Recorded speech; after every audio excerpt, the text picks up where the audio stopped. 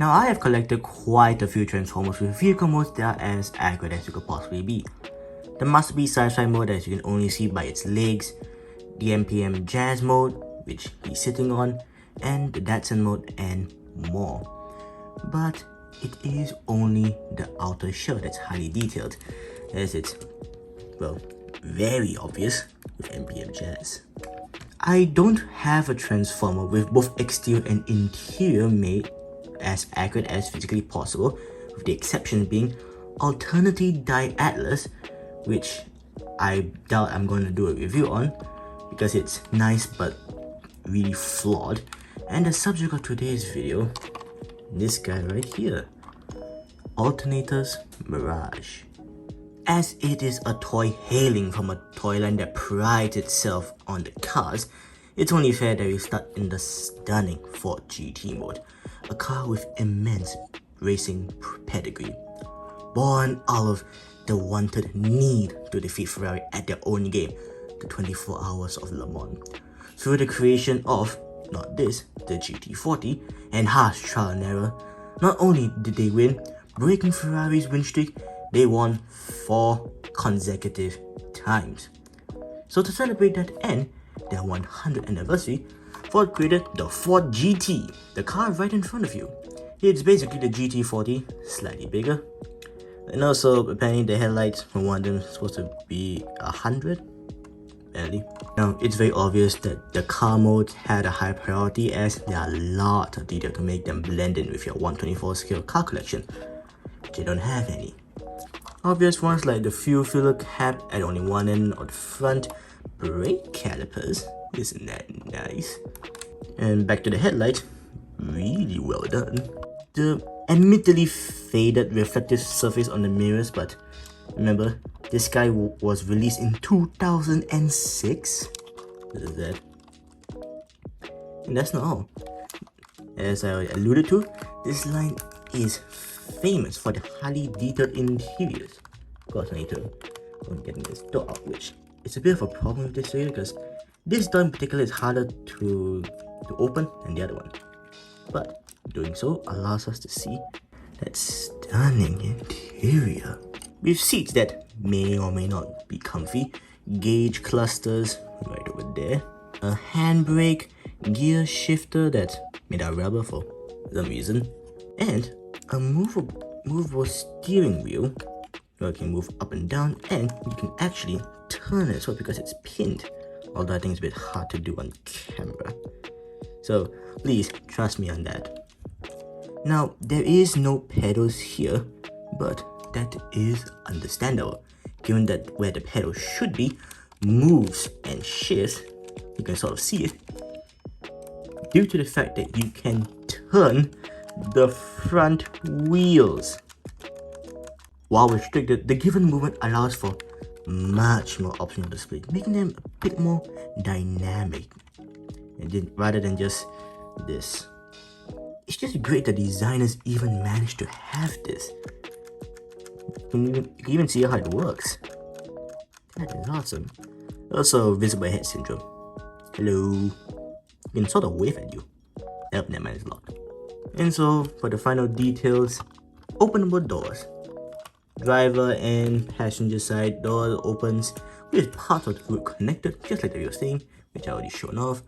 The hood, or bonnet, opens up to reveal the pitiful storage, and the back rises up to give us a better look at the engine bay. Now, it's supposed to open up like this, but to allow us to see better, I'll just flip it over. There is really like a lot of nice details here, like maybe bits of the engine bay and stuff like that, and obvious feet, no avoiding that for being honest. But this does also contain another hallmark of the toy line, right here. If I can get it out. God damn it. There you go. And that is weapon integration, because we have this engine block. We move this out, split it apart, and pull these blue sticks, I guess, and we get pistols. Now, it is a great feature, but sometimes the weapons do come out a bit weird. This is no exception. One gun is alright, but the other, due to the silver bit, has a rather unique barrel placement, to say the least. Now, before moving to transformation, Mirage apparently got this form from Michigan Great Lakes. Neat.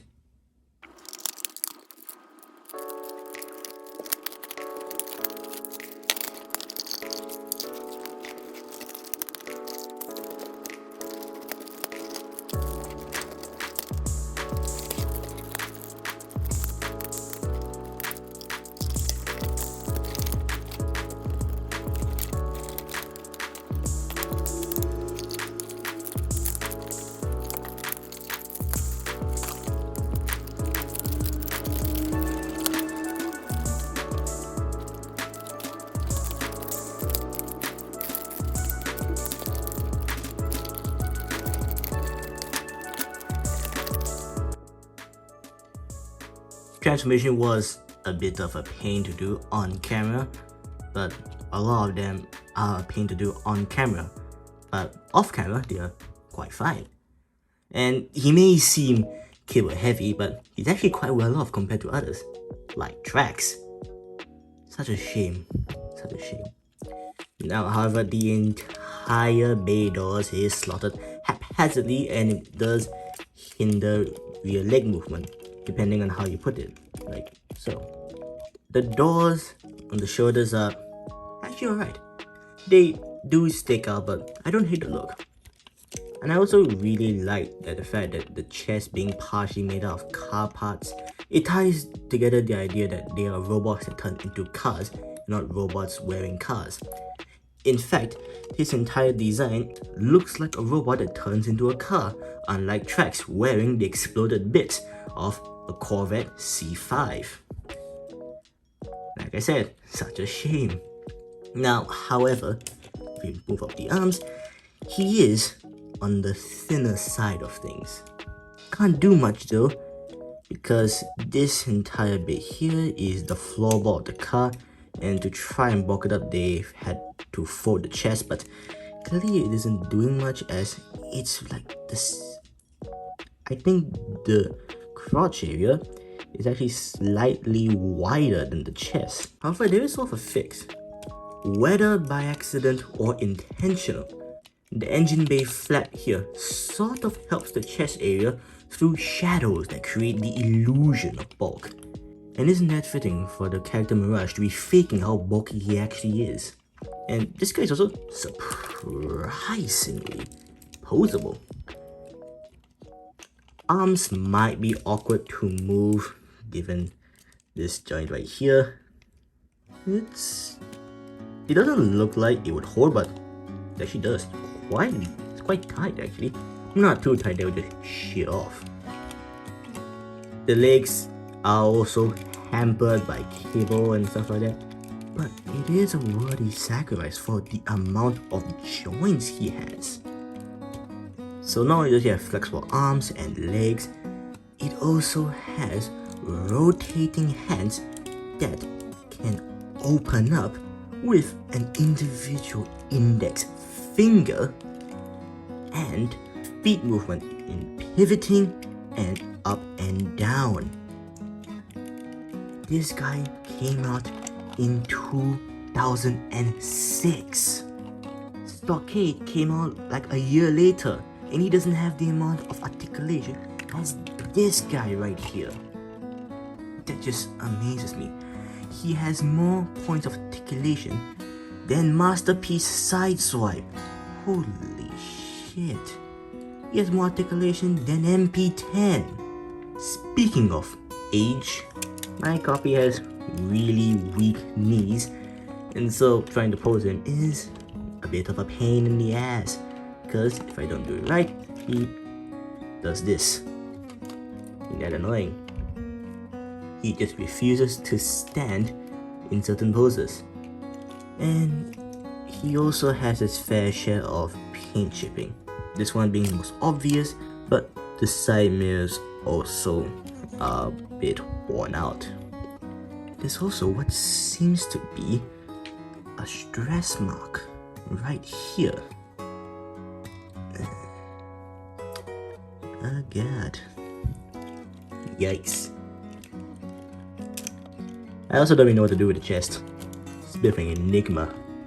Now, and the guns can also plug into the hands using this port right here.